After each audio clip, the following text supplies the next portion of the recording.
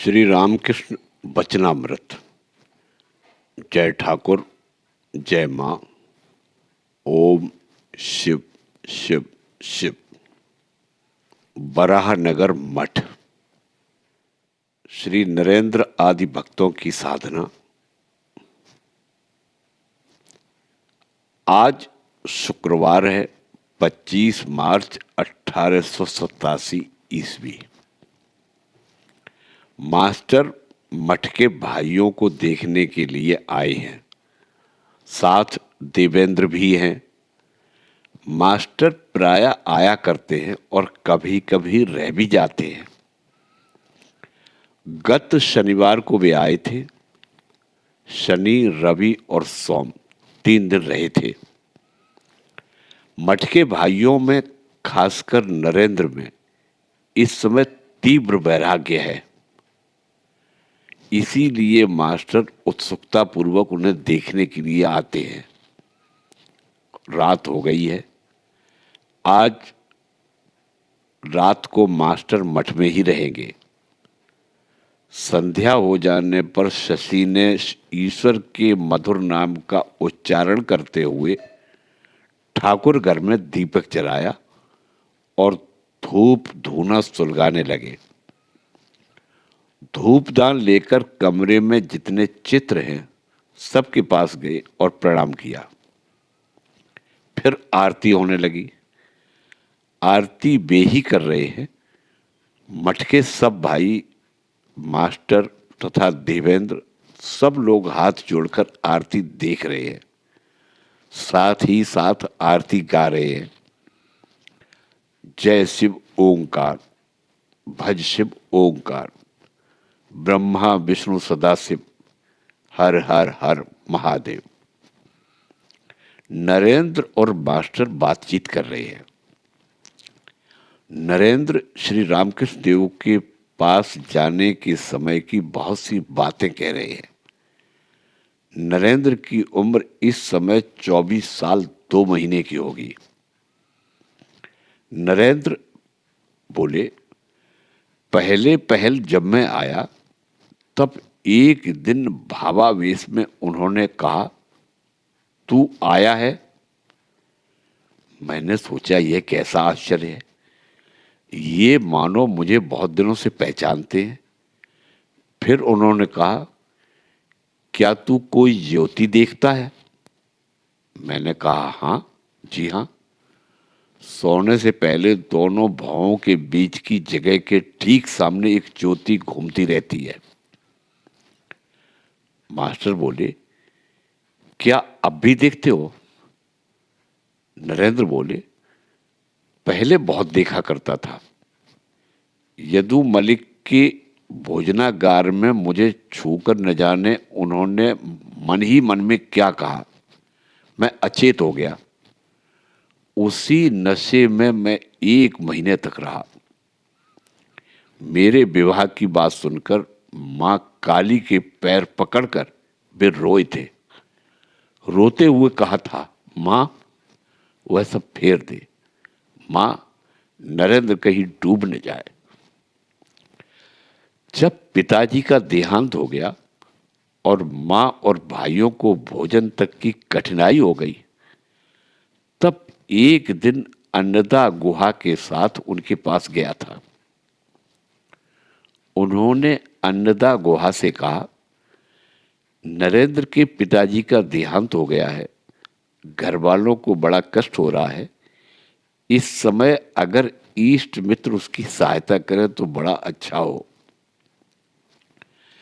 अन्नदा गुहा के चले जाने पर मैं उनसे कुछ रुष्टता से कहने लगा, क्यों, आपने उनसे ये सब बातें क्यों कही? यह सुनकर वे रोने लगे थे। कहा, अरे तेरे लिए मैं द्वार द्वार भीख भी मांग सकता हूं। उन्होंने प्यार करके हम लोगों को वशीभूत कर लिया था। आप क्या कहते हैं? मास्टर बोले, इसमें तनिक भी संदेह नहीं है। उनके स्नेह का कोई कारण नहीं था। नरेंद्र बोले, मुझसे एक दिन अकेले में उन्होंने एक बात कही, उस समय और कोई नहीं था। यह बात आप और किसी से न कहिएगा। मास्टर बोले, नहीं। हाँ, क्या कहा था? नरेंद्र बोले, उन्होंने कहा, सिद्धियों के प्रयोग करने का अधिकार मैंने तो छोड़ दिया है, परंतु तेरे भीतर से उनका प्रयोग करूंगा। क्यों, तेरा क्या कहना? मैंने कहा, नहीं, ऐसा तो नहीं होगा। उनकी बात में उड़ा देता था। आपने उनसे सुना होगा, वे ईश्वर के रूपों के दर्शन करते थे। इस बात पर मैंने कहा था, यह सब मन की भूल है।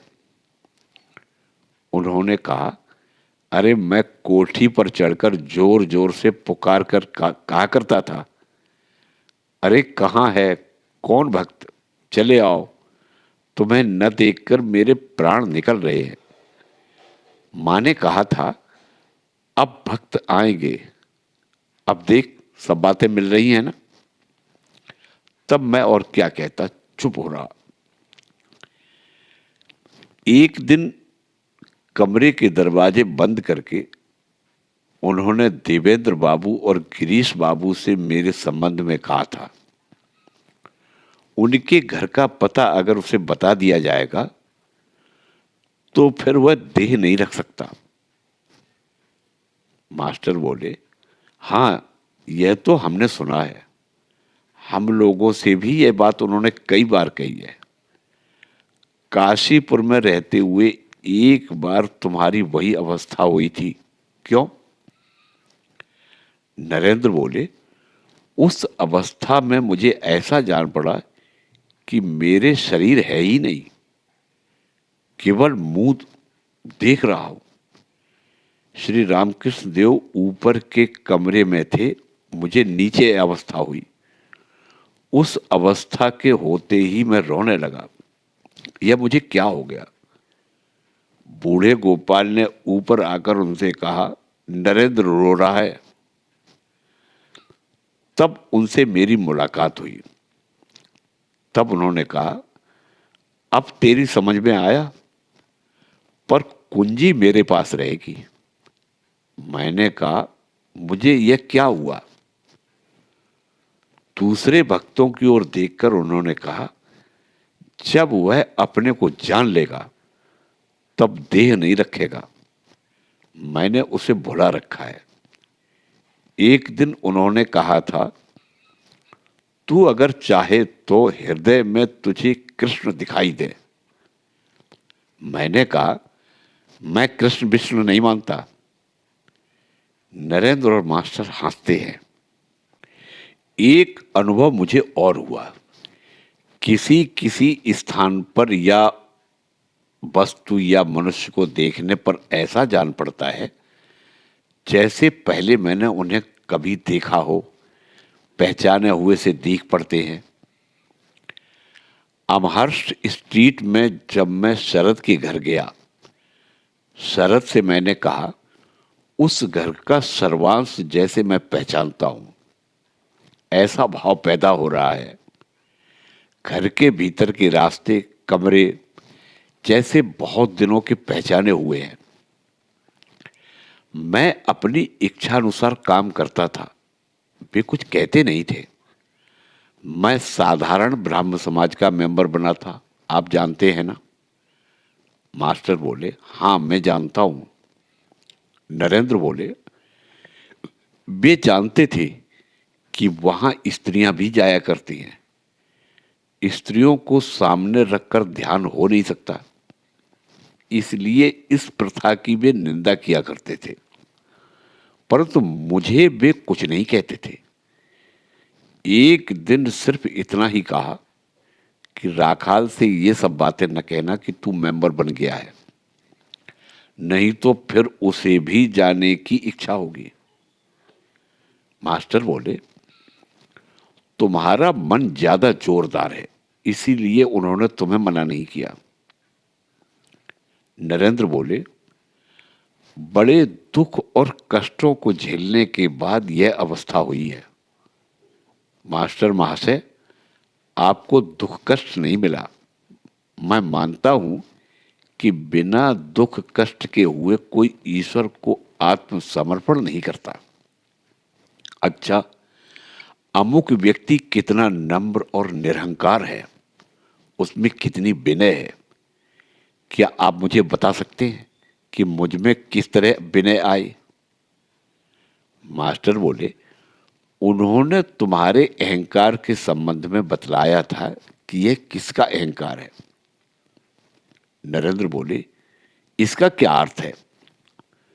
मास्टर बोले, राधिका से एक सखी कह रही थी तुम्हें अहंकार हो गया है, इसीलिए तूने कृष्ण का अपमान किया है। इसका उत्तर एक दूसरी सखी ने दिया। उसने कहा, हां, राधिका को अहंकार तो हुआ है, परंतु यह अहंकार है किसका? अर्थात श्री कृष्ण मेरे पति हैं, यह अहंकार है।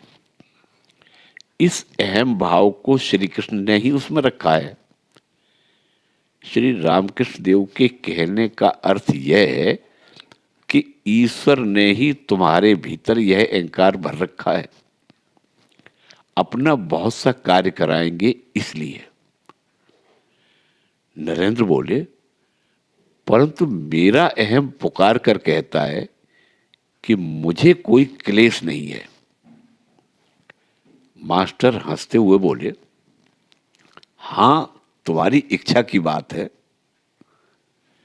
अब दूसरे दूसरे भक्तों की बात होने लगी, विजय गोस्वामी आदि की।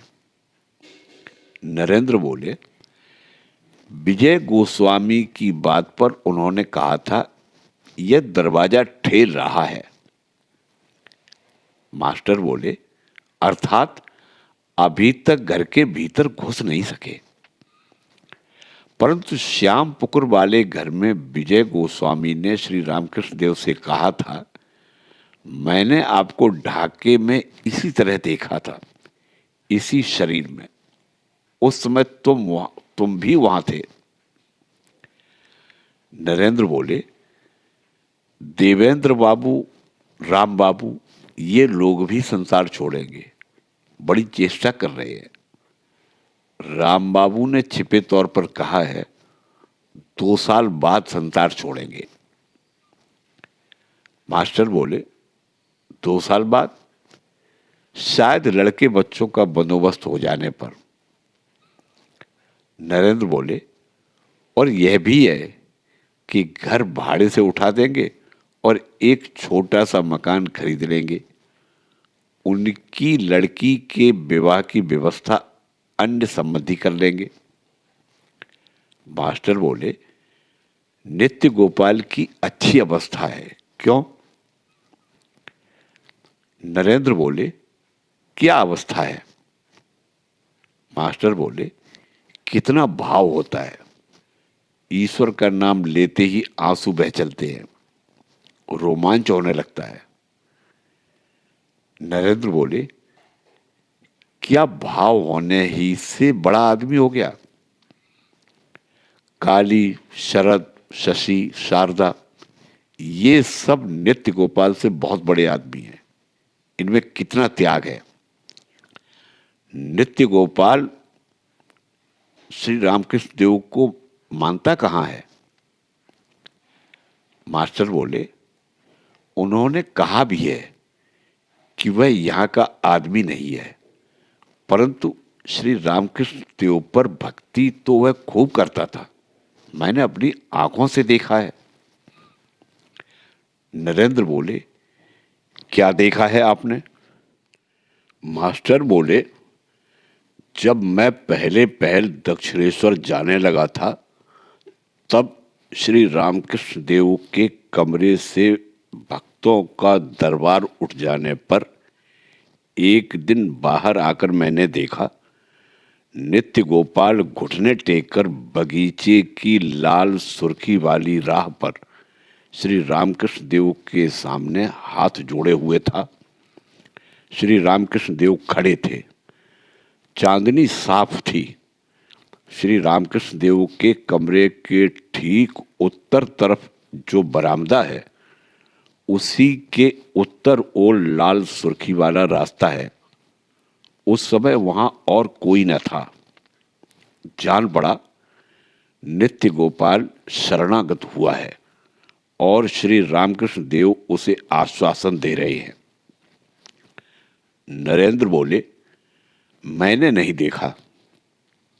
मास्टर बोले, और बीच बीच में श्री रामकृष्ण देव कहते थे उसकी परमहंस अवस्था है। परंतु यह भी मुझे खूब याद है, श्री रामकृष्ण देव ने उसे स्त्री भक्तों के पास जाने की मनाही की थी। बहुत बार उसे सावधान कर दिया था।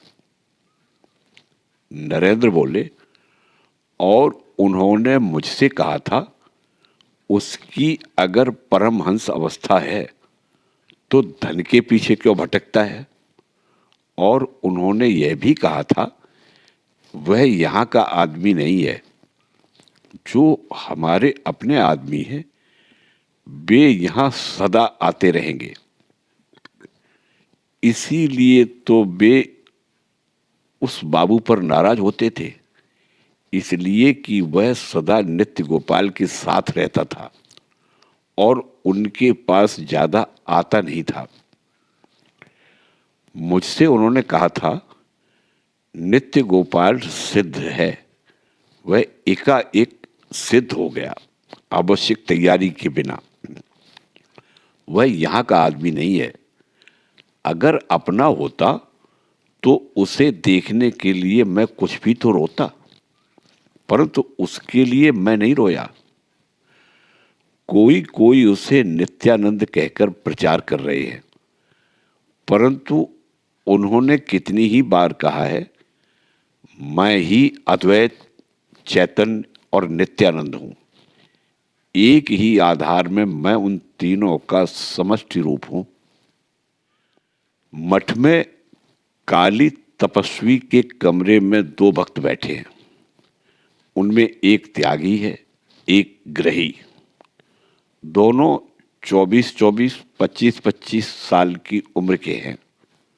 दोनों में बातचीत हो रही है। इसी समय मास्टर भी आ गए। वे मठ में 3 दिन रहेंगे। आज गुड फ्राइडे है, 8 अप्रैल 1887 शुक्रवार। इस समय दिन के 8 बजे होंगे। मास्टर ने आते ही ठाकुर घर में जाकर श्री रामकृष्ण देव के चित्र को प्रणाम किया। फिर नरेंद्र और राखाल आदि भक्तों से मिलकर उसी कमरे में आकर बैठे और उन दोनों भक्तों से प्रीति संभाषण के अनंतर उनकी बातचीत सुनने लगे। ग्रही भक्त की इच्छा संसार त्याग करने की है। मठ के भाई उसे समझा रहे हैं कि वे संसार न छोड़ें। त्यागी भक्त बोले, कर्म जो कुछ है कर डालो, करने से फिर सब समाप्त हो जाएंगे। एक ने सुना था कि उसे नरक जाना होगा।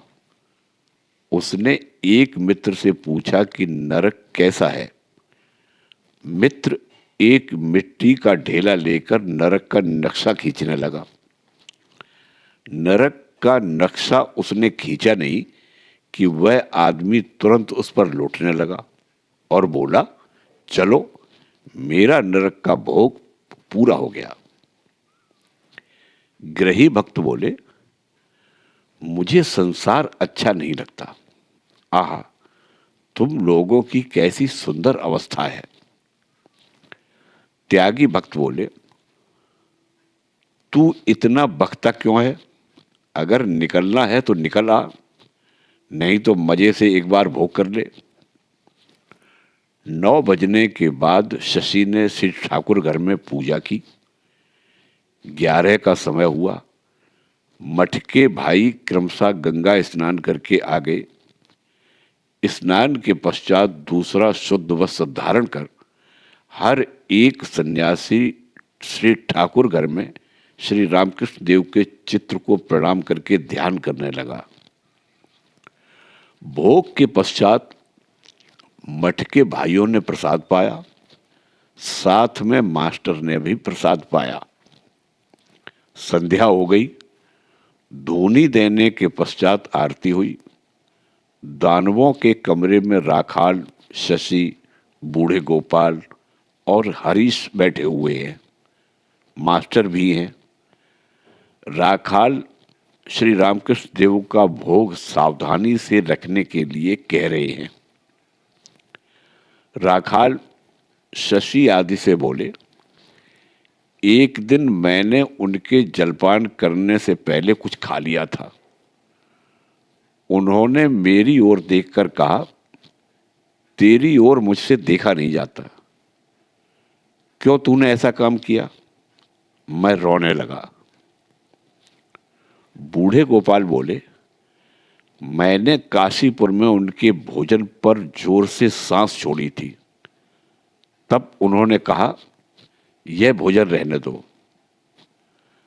बरामदे में मास्टर नरेंद्र के साथ टहल रहे हैं। दोनों में तरह तरह की बातचीत हो रही है। नरेंद्र ने कहा, मैं तो कुछ नहीं मानता था। मास्टर बोले, क्या ईश्वर के रूप? नरेंद्र बोले, वे जो कुछ कहते थे पहले पल में बहुत सी बातें नहीं मानता था। एक दिन उन्होंने कहा था, तो फिर तू आता क्यों है? मैंने कहा, आपको देखने के लिए, आपकी बातें सुनने के लिए नहीं। मास्टर बोले, उन्होंने क्या कहा था? नरेंद्र बोले, वे बहुत प्रसन्न हुए थे। दूसरे दिन शनिवार था, 9 अप्रैल 1887। श्री रामकृष्ण देव के भोग के पश्चात मठ के भाइयों ने भोजन किया। फिर वे जरा विश्राम करने लगे।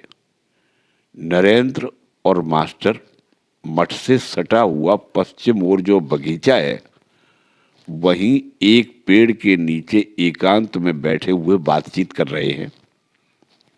नरेंद्र श्री रामकृष्ण देव के संबंध में अपने अनुभव बता रहे हैं। नरेंद्र की आयु 24 वर्ष है और मास्टर की 32 वर्ष। मास्टर बोले, पहले जिस दिन उनसे तुम्हारी मुलाकात हुई थी, वह दिन तुम्हें अच्छी तरह याद है? नरेंद्र बोले, मुलाकात दक्षिणेश्वर के काली मंदिर में हुई थी, उन्हीं के कमरे में। उस दिन मैंने 2 गाने गाए थे। गाने का भाव है, ऐ मन अपने स्थान में लौट चलो, संसार में विदेशी की तरह अकारण क्यों घूम रहे हो। और दूसरे गाने का भाव है, क्या मेरे दिन व्यर्थ ही बीत जाएंगे? हे नाथ, मैं दिन रात आशा पथ पर आंख गड़ाए हुए हूं। मास्टर बोले, गाना सुनकर उन्होंने क्या कहा? नरेंद्र बोले, उन्हें भावावेश हो गया था। राम बाबू आदि और लोगों ने से उन्होंने पूछा, यह लड़का कौन है? आहा, कितना सुंदर गाता है। मुझसे उन्होंने फिर आने के लिए कहा।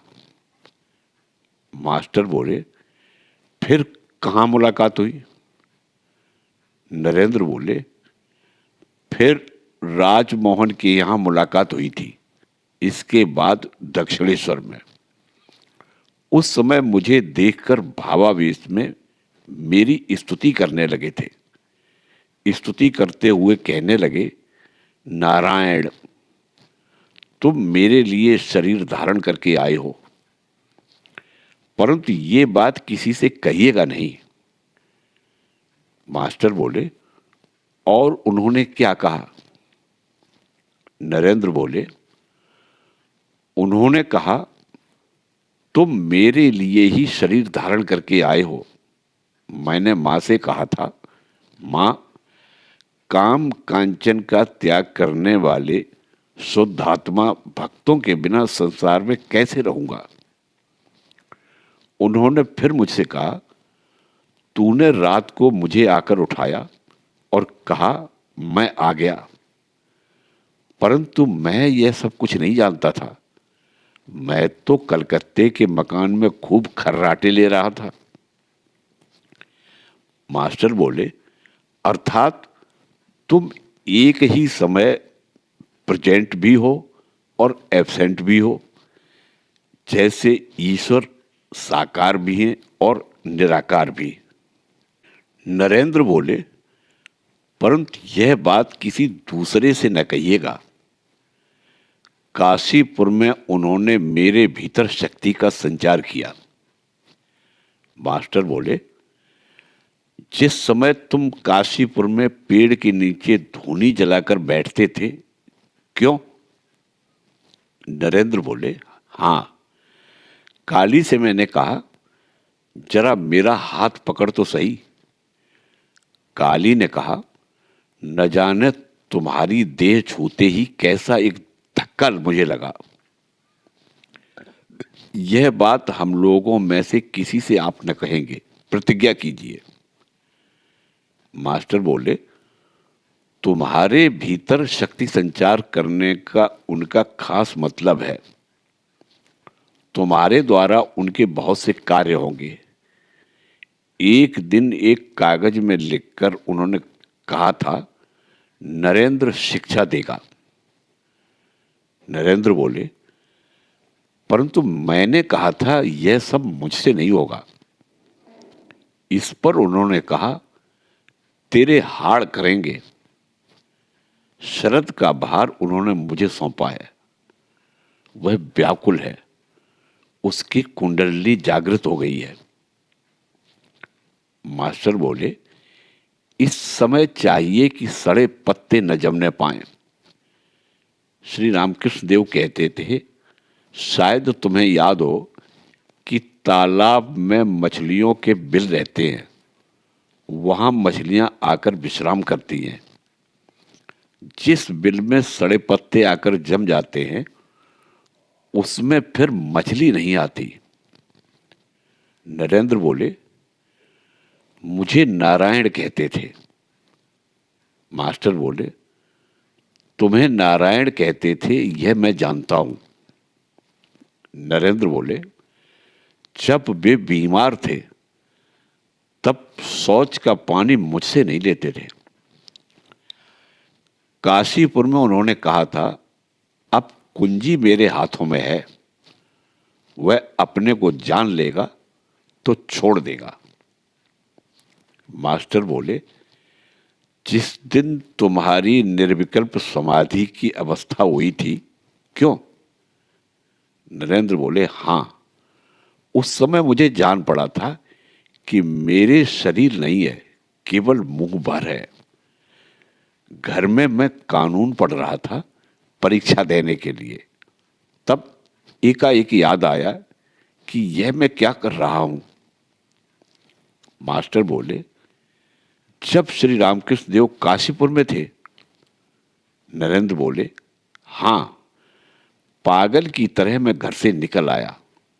उन्होंने पूछा, तू क्या चाहता है? मैंने कहा, मैं समाधि मग्न होकर रहूंगा। उन्होंने कहा, तेरी बुद्धि तो बड़ी हीन है, समाधि के पार जा। समाधि तो तुच्छ चीज है। मास्टर बोले, हां, वे कहते थे ज्ञान के बाद विज्ञान है, छत पर चढ़कर सीढ़ियों से फिर आना जाना। नरेंद्र बोले, काली ज्ञान ज्ञान चिल्लाता है, मैं उसे डांटता हूं। ज्ञान क्या इतना सहज है? पहले भक्ति तो पके। उन्होंने तारक बाबू से दक्षिणेश्वर में कहा था, भाव और भक्ति को ही इति न समझ लेना। मास्टर बोले, तुम्हारे संबंध में उन्होंने क्या क्या कहा था, बताओ तो।